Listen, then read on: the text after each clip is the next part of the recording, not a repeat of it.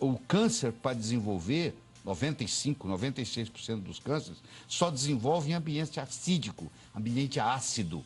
Então, quando você ingere uma substância alcalina, você facilita a prevenção do câncer. Mas essa diferença que parece pequena, de 4 para 10, é muito grande no nosso organismo?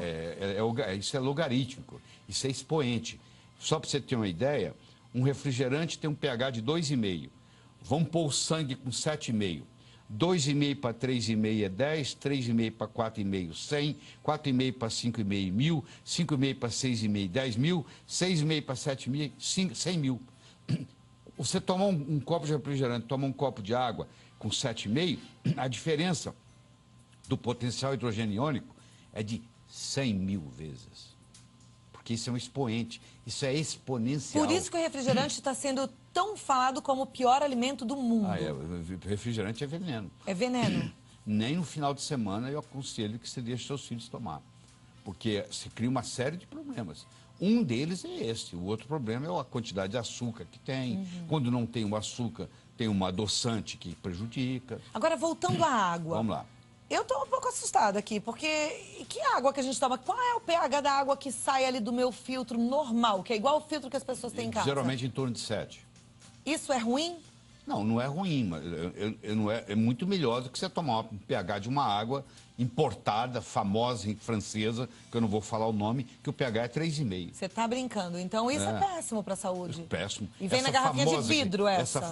Vem na garrafinha bonita de vidro, verde. É cara, é francesa, você sabe qual eu estou falando, e o pH é 3,5. Então essa também, apesar dela estar numa garrafinha de vidro, ela não é água, ela é um refrigerante. Você pensa que é água, porque na realidade o pH dela é de refrigerante. E tem gente chique que só toma essa água e acha que assim está cuidando da saúde, não, então de não. jeito nenhum. Aí o que o corpo faz para compensar esse 3,5 de pH? O corpo tem uma série de mecanismos, ele equilibra o pH no sangue usando substâncias chamadas buffers, que vão equilibrando. São substâncias chamadas anfóteras, que quando o pH está baixo sobe, quando o pH está alto baixa. Então você gasta, coisa que você ia utilizar na sua célula, você agora gasta para manter o pH do sangue. Tira a sua energia, você fica cansada, desanimada, entendeu? Do mesmo modo se você estiver desidratada, porque um grande problema que tem hoje, 30% da população no mundo, hoje, nas ruas, estão desidratados. Porque eles não têm essa preocupação de beber água. À medida que você envelhece, a sensação da sede vai sumindo. E o centro da sede e o centro da fome, lá no hipotálamo, eles estão pertinho um do outro. E muita gente confunde sede com fome. A pessoa está com sede, mas sente que está com fome. Então ele come, tem compulsão por comida. E na realidade, se ele tivesse tomado um copo d'água antes, aquela compulsão ia diminuir, porque na realidade ele não tem fome. Por isso que ele tem que ficar comendo. Só que o centro da fome, o centro da sede, no hipotálamo está muito perto. Então, à medida que a gente envelhece, a gente vai perdendo a sensação da sede.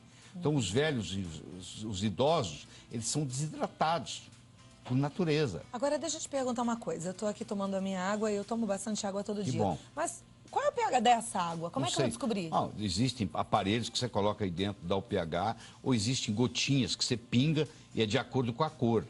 De verde, azul para cima, verde para cima, o pH está bom. Quando der um amarelo, um laranja, um vermelho, o pH está ruim. Então hoje é fácil, em 1 minuto você determina o pH da água. Se eu soubesse, teria trazido aqui para mostrar para você. Mas eu quero que você volte para a gente entender melhor esse assunto, porque é um assunto complexo e importante. Deixa eu te falar outro aspecto mais importante ainda.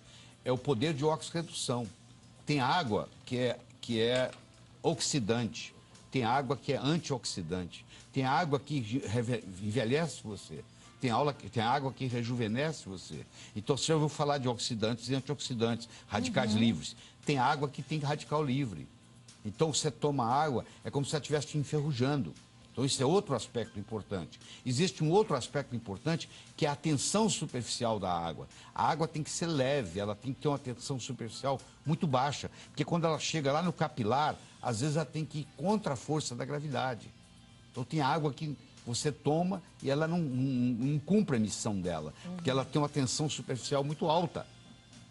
Entendeu? Puxa, a gente achava que água era água, né? E vocês mulheres tomam anticoncepcional. Esses anticoncepcionais, vocês urinam. Isso vai para os lençóis freáticos do Brasil todo. Então a água hoje ela já vem contaminada, inclusive com hormônios. A água de torneira, ela vem contaminada, inclusive com hormônios. Ela é colocada... E quando ela passa pelo purificador, pelo filtro? Depende do tipo do filtro. Tem filtro que elimina os hormônios. Tem filtro, por exemplo, que tira o cloro. Até o cloro do chuveiro te faz mal. Por exemplo, se você tomar banho com um chuveiro onde a água está com cloro, quando o chuveiro fica quente, frio até que não, mas na hora que você põe a água quente, aquele cloro que está na água, ele vira um vapor. E você absorve aquilo dentro do banheiro e não está sabendo. Então hoje existem filtros, principalmente nos Estados Unidos, está chegando ao Brasil, onde você coloca o filtro no chuveiro. Então, só pelo cloro. Então o filtro não deixa passar o cloro. Então você toma um banho de chuveiro sem cloro. Aí você pode tomar banho de chuveiro quente, porque você não vai ter esse problema. A mesma coisa, Cláudia, em uma sauna úmida.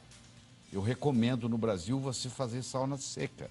Não faça sauna úmida, porque para fazer sauna úmida, a água tem que ser tratada com ozônio. Se ela for tratada com cloro, na hora que der o vapor, aqueles vapores ali são gases de cloro. Então piscina aquecida com cloro é um veneno? Também é. Esse é outro problema.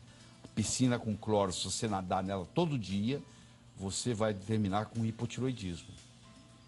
Eu já tive caso recentemente de uma pessoa que nadava 3 vezes por semana durante 10 anos e estava com um quadro de hipotiroidismo gravíssimo, que ninguém fazia o diagnóstico, e essa pessoa estava intoxicada com cloro. Porque o cloro, ele briga com o iodo na sua tireoide. O flúor, o cloro, o bromo e o iodo são primo-irmãos. Então, quando você coloca flúor demais no seu corpo, ou cloro demais, ou brometo demais, eles começam a brigar com o seu iodo. Então eles empurram, tiram, substituem o iodo. Aí é muito bom a gente aprender tudo isso. Eu sei que às vezes você está aí meio preocupado, fala, e agora? Mas calma, isso é só para a gente ficar atento, né? Então você já sabe, tomar cuidado. Às vezes a água que você está consumindo é nota 10. Tem tantas perguntas já, doutor? Hoje existem no Brasil filtros, que a água passa pelo filtro e muda o pH da água. Essa água passa a se chamar água ionizada, onde muda o pH, onde muda a condutibilidade, onde muda o poder de oxirredução.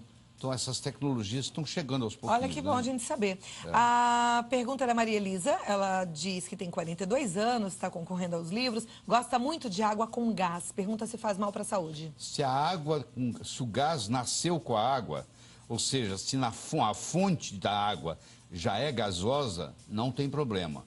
Agora, se o gás é acrescentado na água, aí o pH baixa muito. Ela tem que ver qual é o pH da água gasosa que ela está tomando. A Daniela gostaria de saber se é seguro tomar água de mina. Não, depende da mina, porque existem minas que estão contaminadas. Você tem que pedir uma avaliação, isso é fácil fazer análise da água, em qualquer cidade, se é possível. Uma vez feito a análise, você fica mais tranquilo. Ok. A Terezinha Tomás, boa tarde, eu faço parte de uma empresa que trabalha com um aparelho que dá água alcalina. Sim. E ela gostaria que a gente falasse um pouquinho mais dessa água. Pois é, eu estava dizendo, existem aparelhos, são filtros, que além de da água passa por esses aparelhos, eles fazem a filtragem, eliminam as impurezas e, por um processo tecnológico, muda o pH da água. E uma água, que, por exemplo, de torneira, que entra com pH 7, ele pode sair na hora de você beber com pH 9. E aí faz aquela compensação. E além de mudar o poder de oxirredução, ela pode entrar uma água oxidante e sair do aparelho uma água antioxidante. E aí já complementa, isso já responde a pergunta da Terezinha Tomás, ela é de Belém, a turma toda de Belém está assistindo ao programa hoje. Ela pergunta diz que lá a água é contaminada, ácida, e se esse aparelhinho deixaria a água alcalina e boa, esses né? filtros, em geral, mudam o pH, além de cuidar da impureza, muda o pH. Você tem que tomar cuidado para ver que filtro que você vai adquirir. A Patrícia do Carmo, ela é de Eunápolis, na Bahia. Ela diz que comprou um filtro de barro e a água está com um gosto horrível de barro. Pode fazer mal à saúde? É difícil, porque eu não sei qual o filtro que ela adquiriu. Mas filtro de barro é uma coisa não boa? Não necessariamente é ruim, não.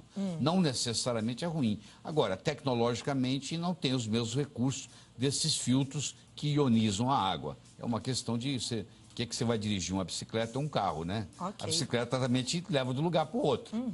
mas não leva do mesmo jeito que um carro leva. É diferente. Né? A Maravuashi, ela diz que a avó adora o programa e está perguntando se água de coco a gente pode beber todos os dias. Claro que pode. A melhor, aliás, um dos meus DVDs que eu entreguei para você aí é sobre as vantagens do coco. O coco substitui até o leite materno. Pra você ter uma ideia, o leite materno é importante porque tem 19% de ácido láurico. O coco tem 47%. Pode ser o de caixinha? Não. Pode ser o de latinha? Não, tem que ser o natural. Coco, tirado do pé. Porque os outros têm conservantes. Então, se você tomar todo dia, você também vai estar ingerindo um conservante que pode ser toxina todos os dias. O que eu sou a favor é do coco natural. A Mara Viana, ela diz que sabe que é necessário tomar 2 litros de água por dia, mas ela pergunta se ela tomar mais do que isso, por exemplo, 4 litros, pode fazer mal? A longo prazo ela vai sobrecarregar os rins, porque essa água tem que ser eliminada. Os rins dela vão trabalhar numa sobrecarga. Então, se você tomar em excesso, você está também fazendo uma sobrecarga ao seu organismo, sem falar que você está eliminando sódio, aí você pode ter o que se chama hiponatremia, aí você vai ter que ingerir mais sal, aí começa então, o mecanismo. a quantidade é essa, 2 litros? Acho que não chega bem a isso, não, tá? As pessoas falam 2 litros porque ninguém toma. Mas, na realidade, se você tomar 6 copos d'água por dia, você está ótima. Tá bom. Tá bom. A Débora Esposito pergunta se é verdade que em todas as águas há restos de fezes. Não, não é verdade. Não é verdade. Não é verdade. Inclusive, se passar pelo filtro, isso não tem problema nenhum, isso fica eliminado. A Maria Luísa Marino, ela é de Itatiba, São Paulo, diz que tem hipotiroidismo. E o médico recomendou a tomar bastante iodo. Isso é correto? É correto, sim. O iodo ajuda a sobremaneira. Nós temos 90 e tantos % da população no mundo é deficiente de iodo. E o iodo tem que ser uma chamada solução de Lugol. É o iodo misturado com iodeto, o médico seu vai te orientar. Você coloca 1 ou 2 gotas num copo d'água e toma uma vez por dia. Isso resolve bócio, trata cisto de mama, trata cisto de ovário. E pode ser uma água iodada? Pode ser uma água iodada, é claro que pode. A Ana Lúcia de Santo André diz que aliás, o sal brasileiro é iodado. Há muitos anos atrás, colocou-se iodo no sal. Mas como as pessoas têm salfobia, porque o sal pode aumentar a pressão, eles procuram não ingerir sal, a grande maioria. E aí acaba não ingerindo o iodo que o governo colocou no sal. Entendeu? A Ana Lúcia de Santo André, ela diz que tem pedra e cisto nos rins e gostaria de saber qual é a melhor água para o caso dela. Tá, a água sua que você tem que ingerir, a água alcalina vai ajudar. A grande maioria das pedras no rins é oxalato de cálcio. Um outro produto que não vai deixar você ter crise renal é você fazer uso de magnésio. Cloreto de magnésio, por exemplo. São embalagens de 33 gramas, que é baratíssimo, menos de R$1, e você coloca num litro e bebe por dia aquilo. O cloreto de magnésio é uma prevenção e tratamento contra a litíase renal, que é o que você tem, que é cálculo nos rins. Muito bom, hein? Gildete, do Distrito Federal, ela toma água sem filtrar. Antes ela coloca diretamente no recipiente de vidro e toma bem gelada. Ela pergunta quais são os cuidados que ela deve tomar nesse caso. Lá onde ela mora, se a água lá tem uma qualidade boa e não tem um pH muito baixo, eu não vejo problema nenhum. A Elaine Mota diz que tem uma filha especial e que devido aos engasgos, como ela é especial, ela engasga, com os líquidos, ela toma água com espessante alimentar. Isso modifica a função da água no seu organismo? Não modifica não. Não tem problema nenhum fazer com espessante. Aliás, parte da água, 40% da água que nós tomamos por dia vem na forma de alimentos. Por isso, quando a gente fala 2 litros, na realidade é 1 litro e qualquer coisa, porque o arroz tem água, o feijão tem água. Então, parte dos 2 litros por dia vem dos alimentos. A Maria Gorete pergunta se a água de coco faz mal para quem tem diabetes. Não, pelo contrário. Existem estudos mostrando que nas ilhas onde predomina na alimentação o coco, não existe diabetes. E pessoas que passam a ingerir ou o óleo de coco ou a água de coco, em geral, tem que diminuir a dose de insulina, se tomam insulina. Okay. É benéfico. Eu queria passar a tarde toda conversando com o Dr. Laí Ribeiro, né? Uma fonte de cultura e conhecimento e nos ajudou bastante a entender sobre esse assunto. Fico feliz. Mas volta pra gente conversar um pouquinho mais sobre outros também, ok? Tá bom, querido. lairribeiro.com.br é o site, www.lairribeiro.com.br.